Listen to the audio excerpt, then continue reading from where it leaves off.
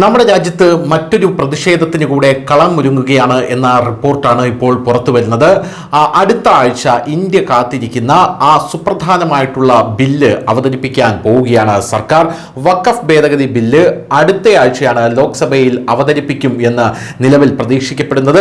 ഇത് സർക്കാരും പ്രതിപക്ഷവും തമ്മിലുള്ള മറ്റൊരു ഏറ്റുമുട്ടലിന് കാരണമായേക്കും എന്നുള്ള റിപ്പോർട്ടുകളും ഇപ്പോൾ തന്നെ പുറത്തു വന്നു കഴിഞ്ഞു. കാരണം പ്രതിപക്ഷ പാർട്ടികളിൽ ഭൂരിഭാഗവും നിയമനിർമ്മാണത്തെ എതിർത്തതിനാലും ഇരുപക്ഷവും തങ്ങളുടെ നിലപാടിൽ ഉറച്ചു നിൽക്കുന്നതിനാലുമാണ് ഇപ്പോൾ വലിയ രീതിയിലുള്ള ഒരു ഏറ്റുമുട്ടൽ വഖഫ് ബില്ലിനെ തുടർന്ന് സഭയിൽ ഉണ്ടായേക്കാം എന്ന് നമുക്ക് കണക്ക് കൂട്ടുന്നത്. പാർലമെന്ററി പാനൽ അടുത്തിടെ ശുപാർശ ചെയ്ത മാറ്റങ്ങൾ ഉൾപ്പെടുത്തി വഖഫ് ഭേദഗതി ബില്ലിൽ അവതരിപ്പിച്ച നിർദ്ദിഷ്ട ഭേദഗതികൾ മന്ത്രിസഭ അംഗീകരിക്കുകയും ചെയ്തിരുന്നു. ഇത് ചർച്ചയ്ക്കും പാസാക്കലിനും വേണ്ടി മേശയ്ക്ക് മുകളിൽ വയ്ക്കുന്നതിന് വഴിയൊരുക്കിയിട്ടുണ്ട്.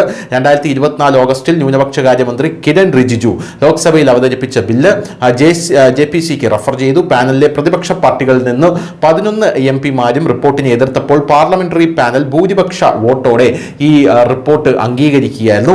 അവർ വിയോജിപ്പ് കുറിപ്പുകളെല്ലാം സമർപ്പിച്ചിരുന്നുവെങ്കിലും 655 പേരുള്ള റിപ്പോർട്ട് ഈ മാസം ആദ്യം പാർലമെന്റിന്റെ ഇരു സഭകൾക്ക് മുന്നിൽ സമർപ്പിക്കുകയായിരുന്നു. ഉപയോക്താവ് വഴി വഖഫ് എന്ന വ്യവസ്ഥ ഒഴിവാക്കി നിലവിലുള്ള ഉപയോക്താവ് വഴി രജിസ്റ്റർ ചെയ്ത വഖഫ് മാത്രമേ വഖഫായി അംഗീകരിക്കാൻ പാനൽ അനുവദിച്ചിട്ടുള്ളൂ. ഇങ്ങനെയൊക്കെ ഇരിക്കുന്ന സാഹചര്യത്തിലാണ് ഇപ്പോൾ വലിയ രീതിയിൽ വഖഫ് ബില്ല് വരുന്നത്. സംസ്ഥാന വഖഫ് ബോർഡുകളിൽ ഇനി മുസ്ലിം OBC സമുദായത്തിൽ നിന്നുള്ള ഒരംഗം ഉൾപ്പെടും. ഇത് വിശാലമായ പ്രാതിനിധ്യം ഉറപ്പാക്കും. ഏതെങ്കിലും നിയമനിർമ്മാണം പാസാക്കാൻ 272 വോട്ടുകൾ മാത്രം മതി എന്നതിനാൽ BJP നയിക്കുന്ന NDA ലോക്സഭയിൽ സുരക്ഷിതമായി ഈ ബില്ല് പാസ്സായി പോകും, സ്ഥാനം പിടിക്കുമെന്നാണ് കരുതുന്നത്. 543 സീറ്റുകളിൽ 293 NDAക്ക് ഉണ്ട്. നമുക്ക് മനസ്സിലാക്കാം എന്തായാലും ഈ ബില്ല് പാസ്സാകും. ഈ ബില്ല് പാസ്സാകുമെന്ന് കണ്ട ഈ സാഹചര്യത്തിൽ രാജ്യത്ത് വലിയൊരു പ്രതിഷേധത്തിന് കളമൊരുങ്ങുന്നു എന്ന റിപ്പോർട്ടുകളും ഇപ്പോൾ പറഞ്ഞു വരുന്നു.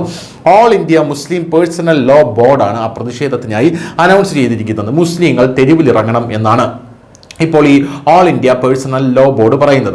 എന്തായാലും നരേന്ദ്രമോദിയുടെ മൂന്നാമത്തെ വരവാണ് ഇപ്രാവശ്യം നമുക്ക് കാണാനായിട്ട് സാധിക്കുന്നത്. ഈ മൂന്നാമത്തെ വരവിൽ ഒന്നാമത്തെ വരവിൽ മുസ്ലിങ്ങൾ തെരുവിലിറങ്ങി വലിയ രീതിയിലുള്ള അക്രമ സംഭവങ്ങൾ നടത്തുന്നത് കണ്ടു.